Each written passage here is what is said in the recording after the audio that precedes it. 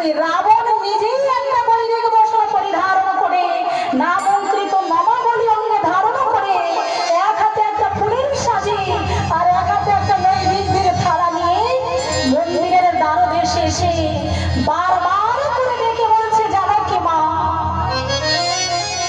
মা একবারের জন্যই দ্বারখানা ছেড়ে দে, জানো কি, এই দ্বারখানা তুই খুলে দিলে আমি তোর চরণে পুষ্পাঞ্জলি দিয়ে আবার ফিরে যাব। জানো দাদা, মা জানো কি যখন দ্বারখানা ছেড়ে না দিয়েছে ওই রাবণ মন্দিরের দ্বারদে এসে পড়ে কেঁদে কেঁদে মা জানো কি দেখে কি বলেছিল, বলে দা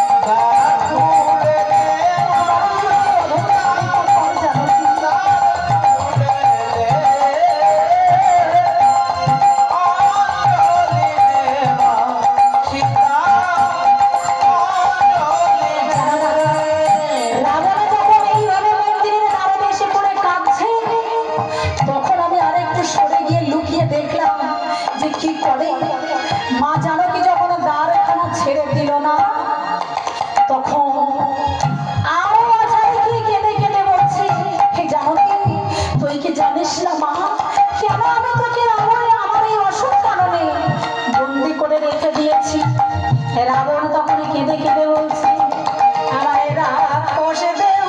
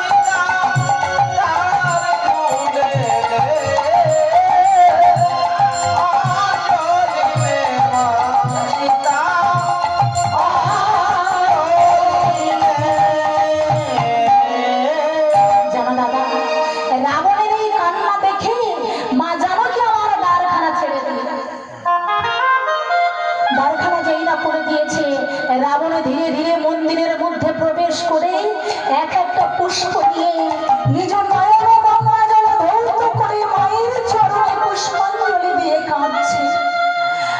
মনে মনে চিন্তা করলাম, সর্বনাশ, এটা কি দেখলাম? রাবণ মায়ের চরণে পুষ্পাঞ্জলি দিয়ে বাইরে বেরিয়ে এসে আমাকে দেখতে পেয়ে ক্রোধান্বিত হয়ে বলল, কি ব্যাপার, কি লক্ষ্য? তুমি এই মন্দিরের কোণে দাঁড়িয়ে দাঁড়িয়ে কি দেখলে লক্ষ্য?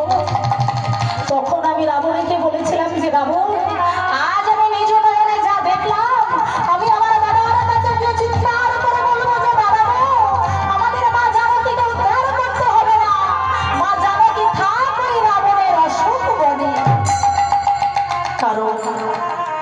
কারণ রাবণে যেভাবে আমাদের মা জানকীকে সর্বমন্দিরে রেখে পুষ্পাঞ্জলি দিচ্ছে, আমরা যে শত চেষ্টা করলেও মা জানকীকে সেভাবে রাখতে পারবো না দাদা। রাবণ তখন আমাকে ডেকে বলেছিল, না লক্ষ্য, আজ তুমি তোমার দাদার কাছে গিয়ে এই সত্য কথাটা কোনোদিনের জন্য বলবে না। তুমি তোমার দাদার কাছে গিয়ে বলবে যে রাবণ নিজেই মায়ের উপরে করছে অত্যাচার। আমি রাবণের কাছে বলেছিলাম যে, না রাবণ, কোনোদিন এটা সম্ভব নয়, কোনোদিন আমি দাদার কাছে গিয়ে মিথ্যে কথা বলতে পারবো না। তখন রাবণ আমাকে কি বলেছিল জানো দাদা? রাবণ একটাই কথা বলেছিল যে, লক্ষ্য, আজ তুমি যদি তোমার দাদার কাছে গিয়ে সত্য কথা বলো, যে কোনো একদিন কোনো কৌশলে যদি তোমার সঙ্গে আমার কোনো যুদ্ধ বাঁধে, ওই ময়দানের কর্তৃক শক্তিশাল তোমার পক্ষে নিপাতিত হবে। তোমার কাছে সেদিন তো সত্য কথা ছাড়া মিথ্যে কথা বলতে পারিনি দাদা।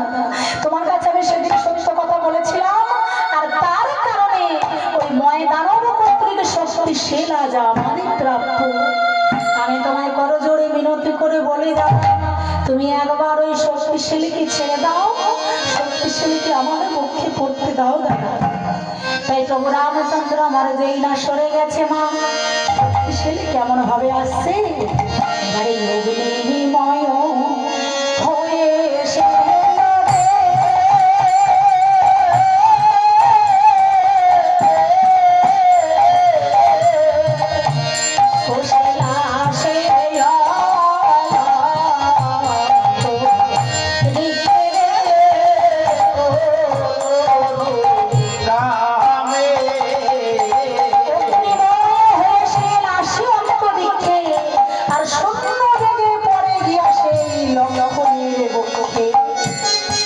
লক্ষণের বক্ষের উপরে যখন শক্তিশালী গিয়ে পড়ে গেছে, তখন কত মানব মন্ডলীগণ, কত সেনা সৈন্যগণ, কত কিষ্কিন্ধা অধিপতি সবাই এসে শেল ধরে টানাটানি করছে, কিন্তু শেলকে কেউ তুলতে পারলো না। হেনকালে রামচন্দ্র আইল সাই সেই ঠায়, আর বিমুখ হয়ে বান্ধরে রাম গোলকের গোসাই, ওই শেল ধরে যেই মাত্র দিয়েছে একটা টান, শেলখানা উড়াইয়া হইল তিন খান হয়ে শেল হইল মূর্তিমান। শেলে বলে, আজ্ঞা করো প্রভু, আজ আমরা থাকবো কোনখান? আমরা যে তিনে মিলে এক অন্য ছিলাম, তাও তো এত বড় পৃথিবীতে থাকার কোনো জায়গা ছিল না প্রভু।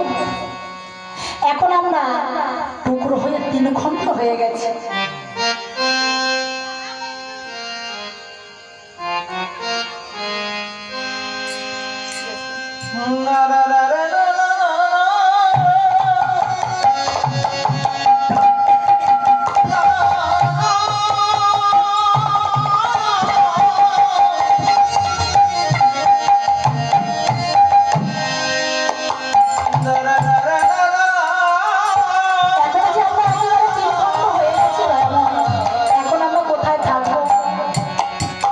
শক্তিশালীর কথা শ্রবণ করে তো কেন রে শক্তিশালী, আমার মতো কত হতভাগা এই জগতে আছি, তোমাদের জন্য আমি সুন্দর সুন্দর জায়গায় স্থির করে রেখেছি। কোথায় রেখেছি জানো? তাহলে শোনো, আমি বলি, প্রভু রামচন্দ্র আমার তাদেরকে বলছি, এ জগতে এসে যায়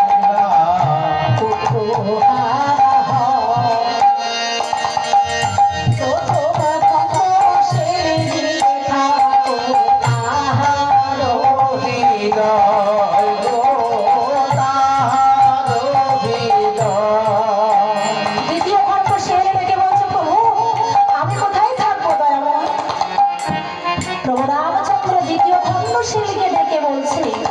এ জগতে এসে যাহা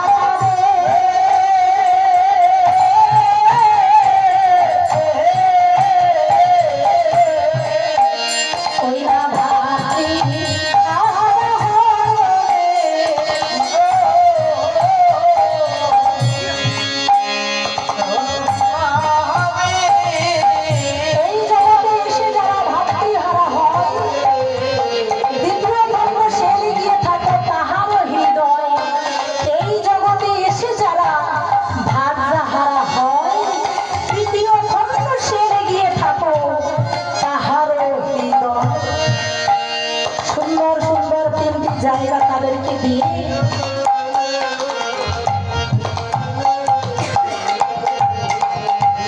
সুন্দর করে তাদের তিনজনকে তিনটে জায়গা বেছে দিয়ে প্রভু রামচন্দ্র আমার পেছন ফিরে চেয়ে দেখে লক্ষণের বক্ষটা রুধির রঞ্জিত ধুলায় পড়ে গড়াগড়ি যাচ্ছে। প্রভু রামচন্দ্র ছুটে গিয়ে লক্ষণীকে বক্ষ মাঝে জড়িয়ে ধরে বলছে, লক্ষণ ওরে আমার হৃদয়ের ধন অন্ধের নয়ন, ওরে আমার দুটো পশরা লক্ষণ ভাই, একবার তুমি নয়নে মিলে আমার সঙ্গে কথা বলো লক্ষণ। তাই প্রভু রামচন্দ্র লক্ষণীকে বক্ষে জড়িয়ে ধরে কাঁদছে আর বলছে, আমার দুটো পশরা নয়নে তারা ভাইরে আঁকি মেলো আখি মেলো কথা বলো চলো দেশে যায়া ভাইরে আঁকি মেলো আখি মেলো কথা বলো চলো দেশে যায়া ভাইরে আঁকি মেলো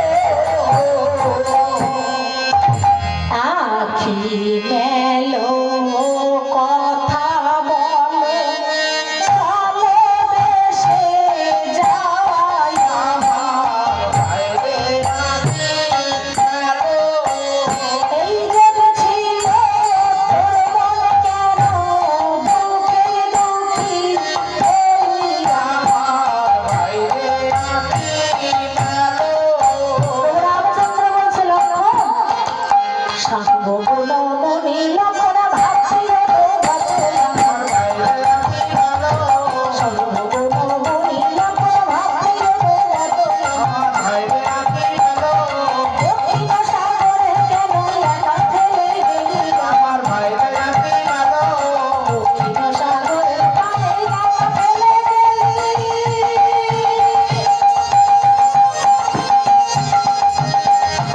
এই যদি ছিল তোর মন কেন দুঃখে দুঃখী হইলি আমার ভাইরে আঁকি মেলো ভগবান বলে প্রভু সম্পদ দেবে না আমার ভাইরে আঁকি মেলো উপযুক্ত ঔষধ দেখাও বাঁচিবে অপরে। আমার ভাইরে আঁকি মেলো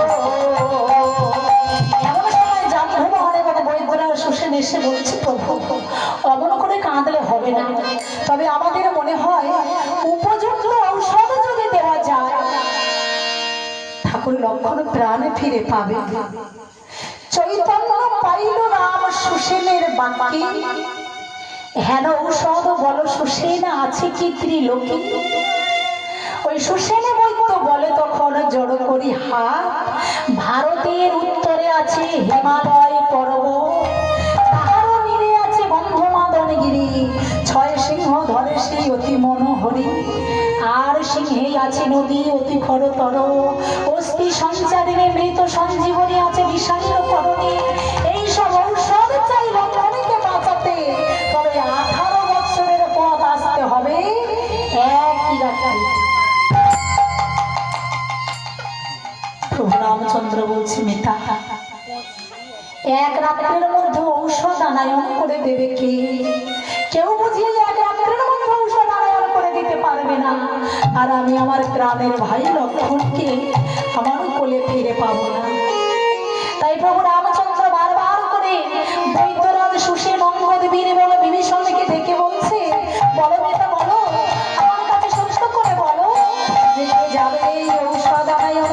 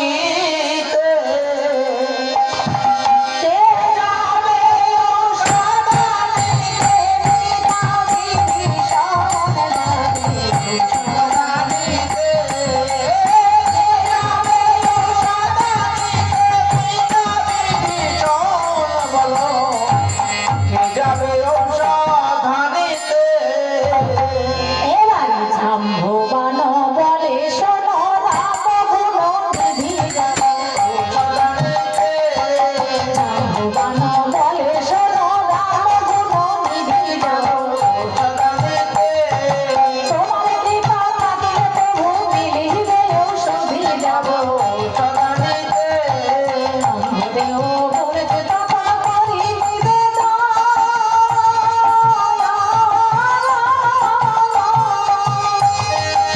ছুটি দিনে মধ্যে ঔষধ করবো আনায়ন যাব সদানিতে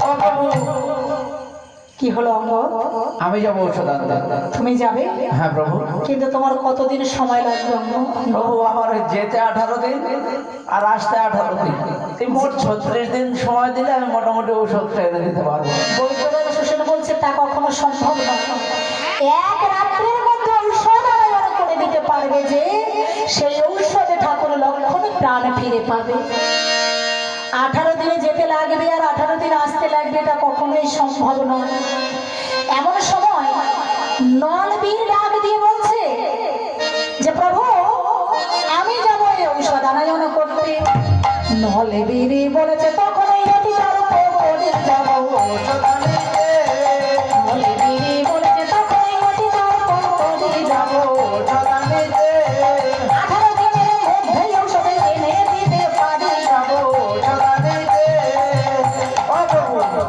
কি বলো কি না আরে ও দ্বারা হবে না আমি কি বলি শোনো আমি যাব ঔষধ আনতে তুমি যাবে ঔষধ আনায়ন হ্যাঁ প্রভু কিন্তু তোমার কতদিন সময় লাগবে আমার এই যেতে 9 দিন আর আসতে 9 দিন এই মোট 18 দিন সময় দিলে মোটামুটি হবে কিন্তু বাবা এই দিনগুলি বাদ দিয়ে এক রাতের মধ্যে ঔষধ আনায়ন করতে হবে এমন বীর কি আমার কাছে কেউ আছে এমন সময় নীল বীর ডেকে বলছে নীল বীর বলেছে তখন অতি তর্ক করে যাব সদানিতে নীল বীর বলেছে তখন অতি তর্ক করে যাব সদানিতে 10 দিনের মধ্যে ঔষধ এনে দিতে পারি যাব সদানিতে রাখো রাখো প্রভু ওদের কথা আমি কি বলি শোনো আমি যাব ঔষধ আনতে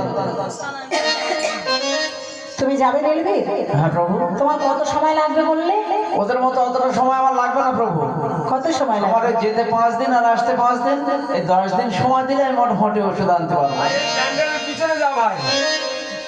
যেতে 5 দিন লাগবে আর আসতে 5 দিন লাগবে হ্যাঁ, প্রভু। কিন্তু আমি সে কথা বারবার করে তোমাদের বলছি যে যেতে আর আসতে মাত্র একটা রাত সময় দেওয়া হবে এই এক রাত্রের মধ্যে ঔষধ আনায়ন করে দেবে কে আমার এই জগতে সেই এমন বীর কে আছে এখন সবাই তো সব রকমের কথা বলছে জাম্ববান তখন চিৎকার করে কি বলছে জানো বলে ও প্রভু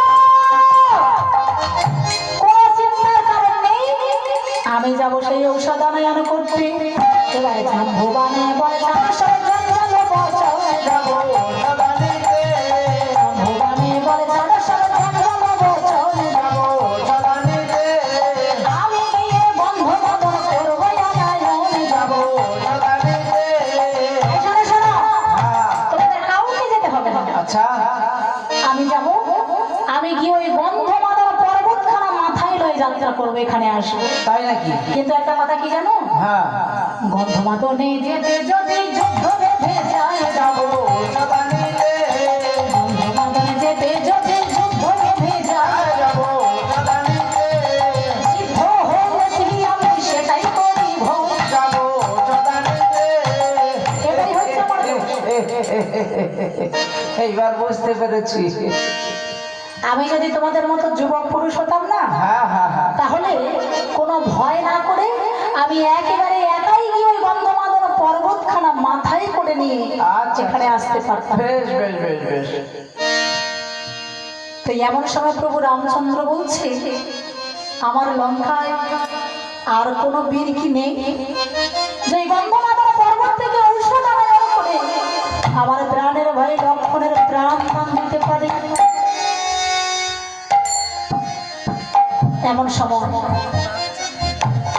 বিভীষণ বলছে আচ্ছা তোমরা সকলে তো সব কথা বলছো কিন্তু আমাদের শত বিপদ কাণ্ডারী পবনপুত্র হনুমান কোথায় আছে হনুমান তখন ধুলাই করে গড়াগড়ি খাচ্ছে হনুমানকে যখন বিভীষণ চিৎকার করে যাচ্ছে হনুমান তখন বলছে যে মেতা প্রভু যেদিন থেকে আমার ঠাকুর লক্ষণ খোড়া ওই গন্ধ শক্তিশালী পড়েছে, সেদিন থেকে তো আর আমি বেঁচে নেই। তাই হনুমান আমার কেঁদে কেঁদে বলছে, ও বলে হো নো বলে ডাকো ঘোড়া,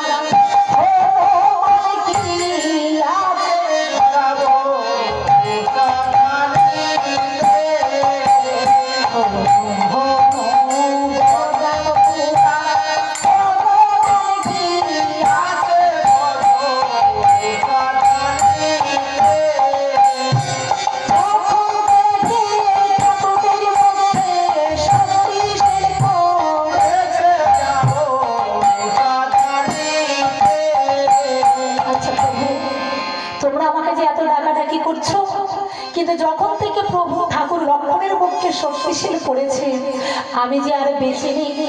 তবে আমার একটা কথা যদি তুমি রাখতে পারো দয়াময়, তাহলে আমি কথা দিচ্ছি, আমি যাব সেই গন্ধমাদন পর্বতে ঔষধানয়ন করতে। বলছে বেশ, কি কথা রাখতে হবে হনুমান? হনুমান তখন প্রভু রামচন্দ্রের কাছে কেঁদে কেঁদে বলছে, দয়াময় আমি যে কথাটা বলবো তুমি ভালো করে শ্রবণ করো। প্রভু বলে মুছে ফেলো তুই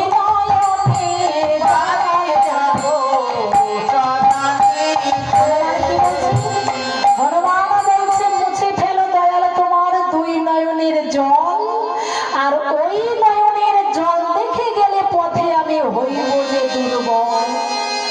প্রভু রামচন্দ্র বলছে, ওরে আমার শত বিপদের সখা,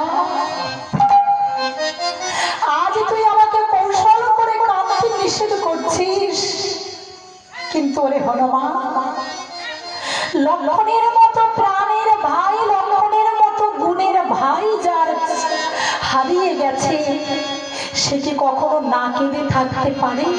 কিন্তু ওরে হনুমান, আজ আমার নয়নের জল দেখে গেলে পথে যদি তুই বিপদে পড়িস, পথে যদি তুই দুর্বল হয়ে যাস, তাহলে আজ আমি তোর কাছে কথা দিলাম, আজ আমি নয়নের জল মুছে ফেললাম, আমার নয়নের জল তোকে আর কোনোদিনে দেখতে হবে না হনুমান। তাই হনুমান আমার প্রভুর চরণে প্রণাম করে যাত্রা করেছে। না এবারে কি দিকে দে বন্ধ হলো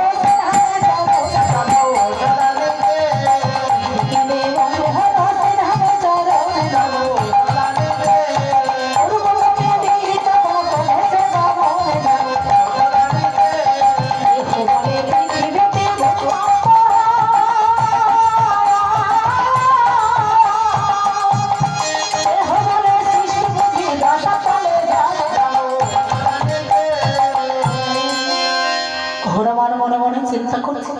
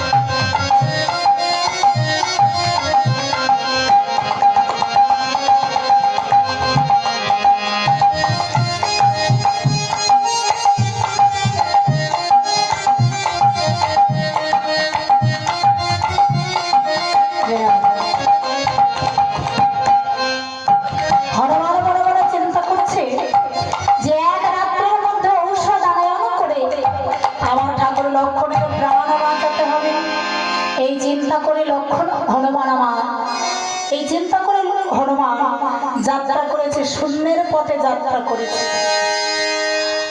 শূন্যের পথে যখন যাত্রা করেছে, রাবণ এইদিকে সেনা সৈন্যগণ নিয়ে সুন্দর করে সভা পেতে বসে আছে।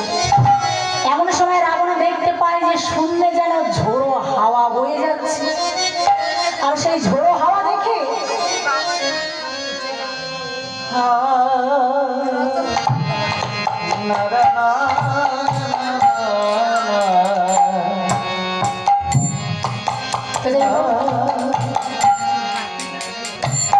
এর নাম শ্রবণ করে আগে এক মা জননী 20 টাকা দান করেছে, আবার এক মা জননী 20 টাকা দান করলেন।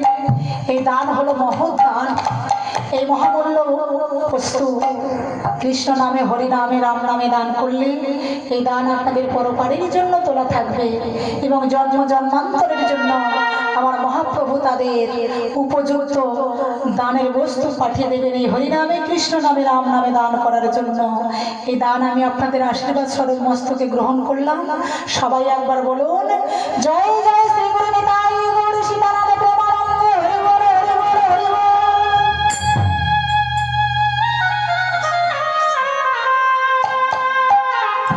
হনুমান সূর্যের পথে যাত্রা করেছে, আর ওদিক থেকে যখন ঝড়ের মতো হাওয়া হচ্ছে, রাবণ তখন দেখে বলছে, শৈশবা আজ দেখতে শূন্য ঝোড়ো হাওয়া বয়ে যাচ্ছে, তাই অমঙ্গলের চিহ্ন পরিলক্ষিত হচ্ছে কেন?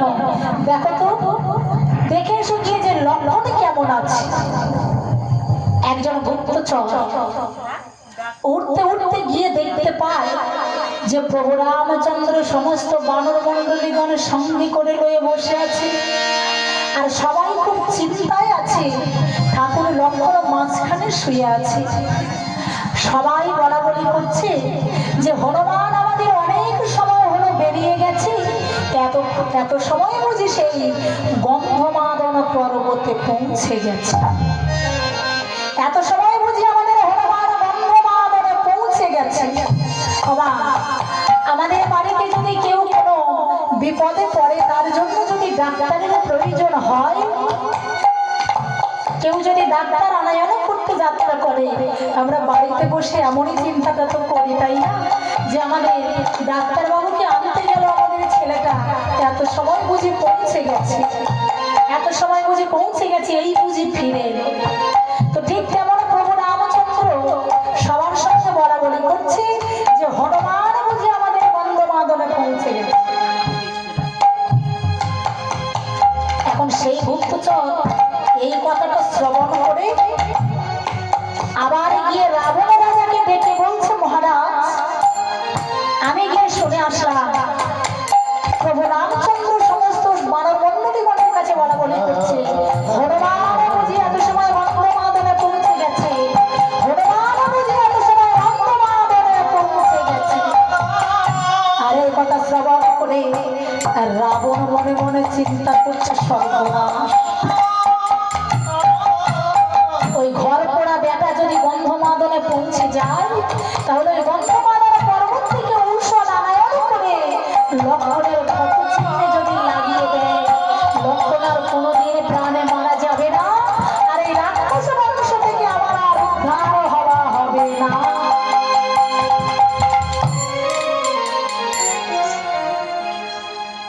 এমন সময় সমস্ত সেনা সৈন্যগণকে ডেকে বলছে, আচ্ছা সেনা সৈন্যগণ, তোমরা কি বলতে পারো ওই পবনপুত্র হনুমান ওই বেটার ছেলে এখন একা গেছে, ওই বেটার ছেলেকে মেরে আসতে পারে? আমার এই লঙ্কায় কি এমন কোন বীর আছে? আছে আছে আছে? হ্যাঁ মহারাজ। কে আছে বলো তো? কেন, আপনার মামা কালনেমি? আমার মামা কালনেমি? হ্যাঁ মহারাজ। সর্বনাশ, আমার মামা কালনেমি জীবনে যুদ্ধ করার তো দূরের কথা, যুদ্ধের নাম শ্রবণ করলে সে বিছানা ছেড়ে কোনোদিন আর বাহির, তাই মনে হয় আমার মামা কালনেমি পারবে না। একজন গুপ্তচর বলছে, আরে বাবা, একবার অন্তত দেখে দেখো, তাকে একবার বলে দেখুন যে সে কি করে। গুপ্তচরদের কথা শ্রবণ করে রাবণ রাজা তখন কালনেমিকে দেখে বলছে, বলি ও মামা,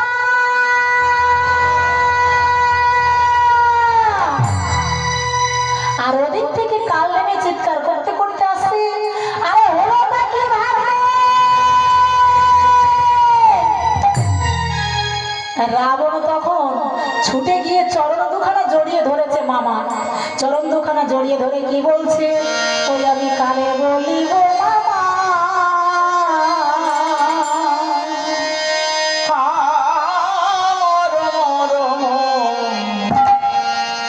বেদনা মহামাগো,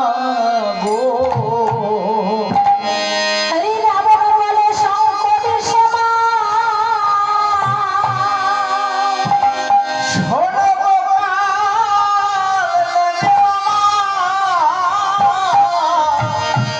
তুমি মামা মোহিত তাহারি গো মা।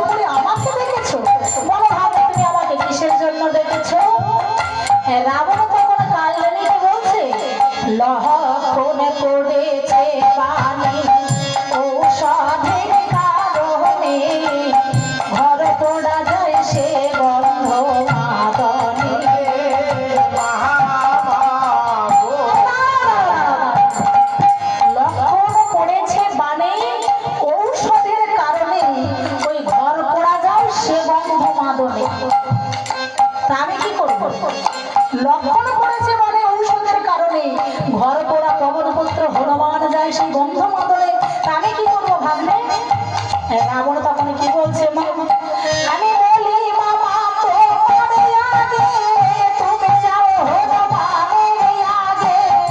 আমি বলি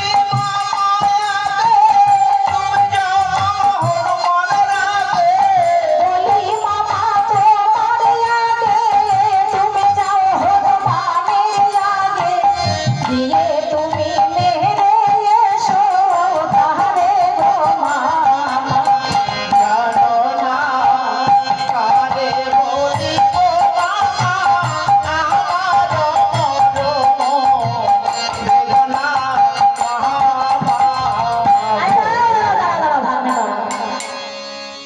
পবন পুত্র হনুমান ঔষধ আনয়ন করতে গিরি পর্বতে যাত্রা করেছে, আর তুমি কিনা আমাকে বলছো যে ওই বেটার ছেলেকে মেরে আসতে।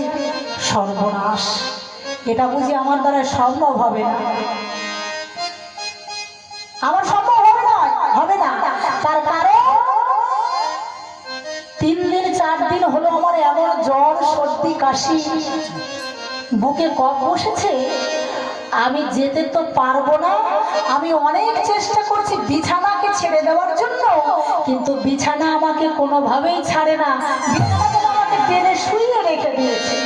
তাই আমার মনে হয় আমি যেতে পারবো না।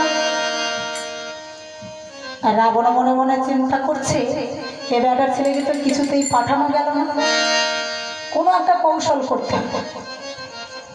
বলিও মামা, হ্যাঁ আমি তোমাকে বলে শোনো শোনো। আচ্ছা বলো। তুমি বলছো তোমার জ্বর হয়েছে, তুমি প্রচন্ড দুর্বল, তাই তো? আরে বাবা, তুমি যে চিন্তা করছো যে ওই বেটার ছেলের সঙ্গে তোমাকে যুদ্ধ করতে হবে, সেরকম কিছু নয়। তাহলে ভাগ্নে যুদ্ধ টুদ্ধ কিছু করতে হবে না। আচ্ছা কৌশল করে তুমি তাকে মেরে আসবে। তাই নাকি? কি কৌশল করবে জানো? কি কৌশল? শোনো, আমি তোমাকে বলি। গন্ধমাধনী আছে এক সিন্ধুর সরোবর, কমল কোমল জল ধরে অতি মনোহর। কুম্ভীরিণী আছে এক তাহার ভিতরে, যে জীব জলে স্পর্শ করে তারে গ্রাস করে। তুমি কি করবে জানো মামা?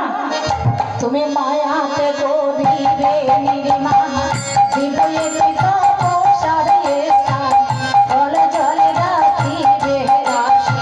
কাশী মহাভাগো সর্বয়াতে বর্তমান, আমি রেখো কিছু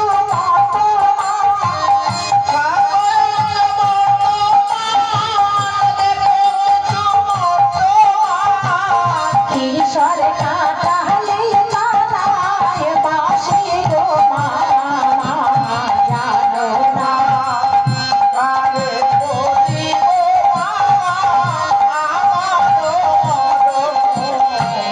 বেদনা গো। এত কথা বলার পরে রাবণকে দেখে কাল্লামি বলছে, শোনো ভাববে, আমি কিন্তু এত সময় তোমার অনেক কথা দেখেছি, কিন্তু আমার একটা কথা যে তোমাকে রাখতে হবে। বলছে কি কথা রাখতে হবে?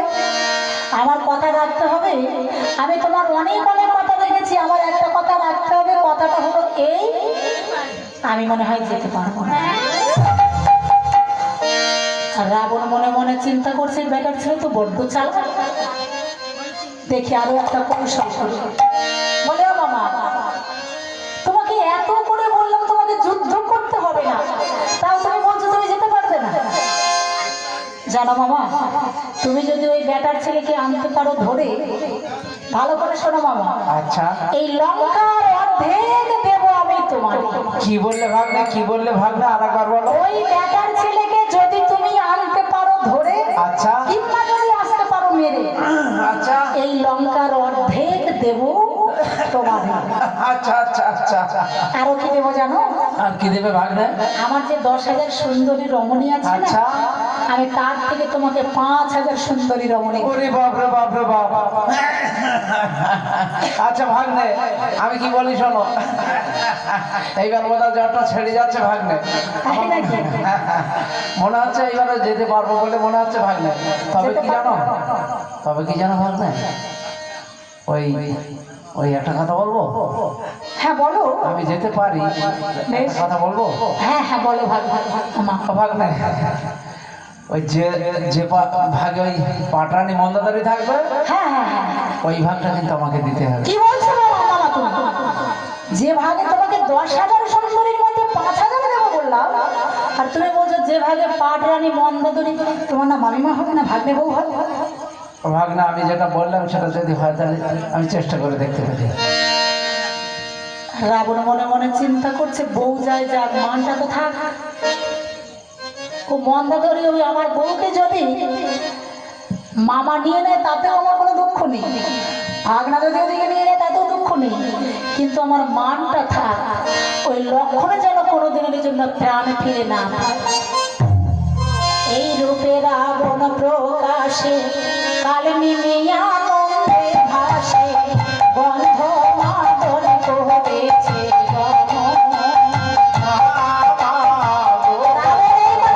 সঙ্গে সঙ্গে কালদেবী রাজি হয়ে গেছে, আর কালদেবীর কথাতেও রাবণরা রাজি হয়ে গেছে। তো যাওয়ার সময় কালদেবী বলছে, আচ্ছা রাবণ, তোমাকে তো আমি বড় ভালোবাসি, হ্যাঁ, আমার আর একটা কথা যে তোমাকে রাখতে হবে। আবার কি কথা মামা? তুমি তো আজ আমাকে বিরাট একটা মহৎ কাজে পাঠাচ্ছ, হ্যাঁ, কিন্তু ওখান থেকে যদি আমি ফিরে আসি কি না আসি তা আমার বিশ্বাস হয় না। আচ্ছা আচ্ছা, তাই আমি তোমাকে বলছিলাম কি, আমি তো তোমার মামিকে বড় ভালোবাসি, আচ্ছা তাই আমি তোমার মামির সঙ্গে একটু দেখা করে যাত্রা করতে। আচ্ছা বেশ। বলছে তুমি মেয়ে মানুষের সঙ্গে দেখা করে যাবে? কাল্লামি বলছে, তুমি বুঝতে পারছো না, আমার মেয়ের মধ্যে ওই তোমার মামি আর তোমার মামির ছেলের মধ্যে আমি, আমরা দুজনে দুজনকে খুব ভালোবাসি। আচ্ছা, তাই আমি তোমার মামির সঙ্গে দেখা না করে মনে হয় ওখানে যেতে পারবো না। তো রাবণ মনে মনে চিন্তা করছে, বেশ, যে কোনো কৌশল করে যদি আমার মামাকে পাঠানো যায়, ওই পবনপুত্র হনুমানকে যদি মেরে আসতে পারে, তাতে আমার জীবন ধন্য হয়ে যাবে। তা কাল আমি মনে মনে চিন্তা করছে, যাই আমি একটু বউটার সঙ্গে দেখা করে আসি। গৃহের নিকটে গিয়ে চিৎকার করে কালনামী তার স্ত্রী বিকটা সুন্দরীকে ডেকে ডেকে বলছে, কালনামীর স্ত্রীর নাম হচ্ছে বিকটা গো।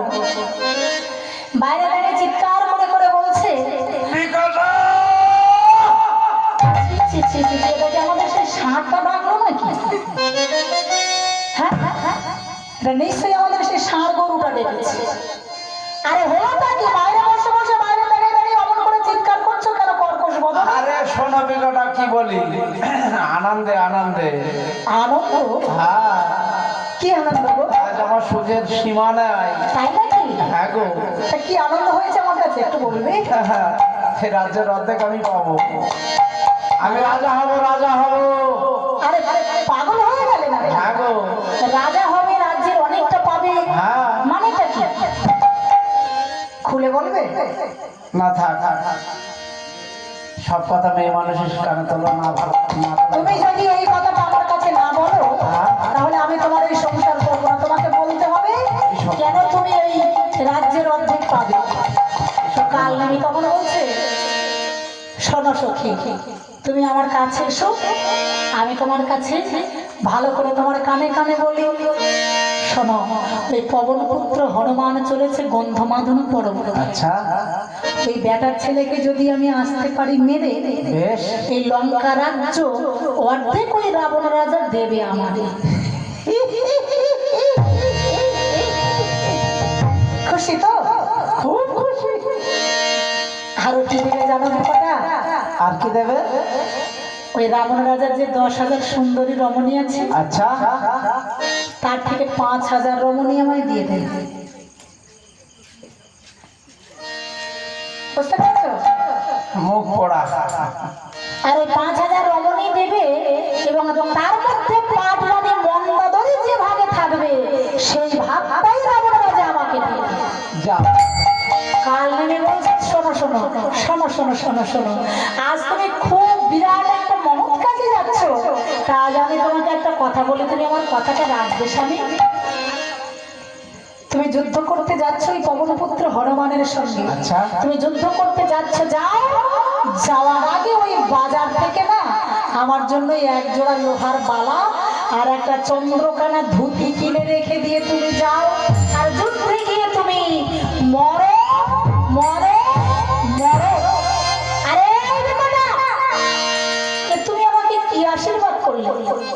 স্বামী, আমি তোমাকে আশীর্বাদ করলাম তুমি যুদ্ধে গিয়ে মেরে এসো, কিন্তু আমার জন্য এই লোহার মালা আর চন্দ্রকানা ধুতি এনে রেখে দিয়ে যেও, কারণ তুমি যাচ্ছ তোমাকে তো আর ফিরে আসতে হবে না।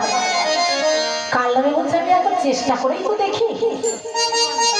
এই বলে বেকটা সুন্দরীর সঙ্গে গল্প করে কাল্লামি আমার যাত্রা করেছে।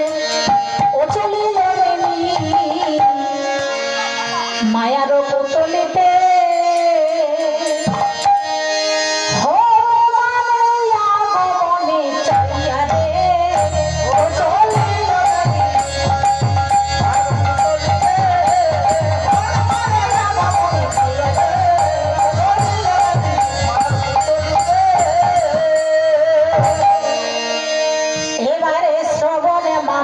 কালে মে মিটাই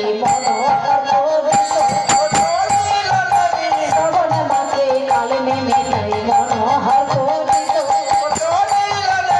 হনুমানের আগে গিয়া হইল অনুদিত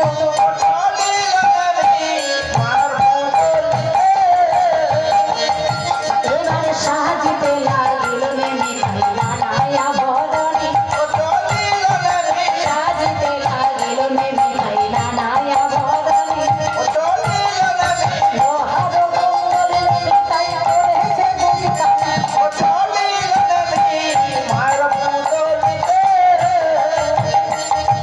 লোকে বেঁধেছে বটের মালা মালার থলি গলে উঠির নির্মিয়ালে নিয়ে বসল বড় তলে কালে হেরি সুন্দর করে সেজেছে গো। দাদু সঙ্গে তিলক সেবা করেছে এবং সমস্ত গায়ের লোমে লোমে বটের মালা বেঁধেছে, আর একটা মালার থলি হাতে নিয়ে একেবারে বিরাট একটা বৈষ্ণব বেশে হনুমানের আগে গিয়ে সেই গন্ধমাদনের নিকটে একটা তুলসী বৃক্ষ রোপণ করে দিয়ে চুপচাপ করে বসে আছে, আর একবার এদিকে দেখে আর একবার এদিকে দেখে যে কোন দিক দিয়ে না কোন দিক দিয়ে সেই পবন পুত্র হনুমান আসে। এদিকে দেখছে আর ওদিকে দেখছে, আর কাপড়ের মধ্যে হাতটা পুড়ে দিয়ে কাল্লামি কি করছে মা বলে যবে জানে না তবে জানে না বজরে বজরে করে তবে জানে না তবে জানে না বজরে বজরে করে গন্ডা গন্ডায় বটের মালা একেবারে ফেলে কি করে তব জব তো কিছুই জানে না, এই কাপড়ের মধ্যে হাত দিয়ে শুধু বারবার করে গুনছে, আর একবার এদিকে দেখে আর ওদিকে দেখে যে কোন দিক দিয়ে সেই পবনপুত্র হনুমান আসে। এখন দেখতে দেখতে হনুমান ওদিক থেকে এসে উপস্থিত হয়েছে কালনেমির সেই মায়া তপবনে। কালনেমি হনুমানকে দেখার সঙ্গে সঙ্গে ছুটে গিয়ে হনুমানের চরণ দুটো প্রণাম করে বলছে, বলে আসিস রে পুত্রের বাবাটাকে তুমি আজ আসলে হেতা। হনুমানা বলে আমি রাম ভক্ত, আরে রাম নাম শুনি মামা আনন্দিতে গাত্র নেত্র অমনি দুই বাহু তুলে আরম্ভিল নৃত্য। হনুমান বলছে তুমি আমার কথায় কি আনন্দ পেয়েছো যে দুই বাহু তুলে অমন করে নৃত্য গীত করতে শুরু করেছো। হ্যাঁ ভগবান রে, এই ওটা চলছে দেখ না রে।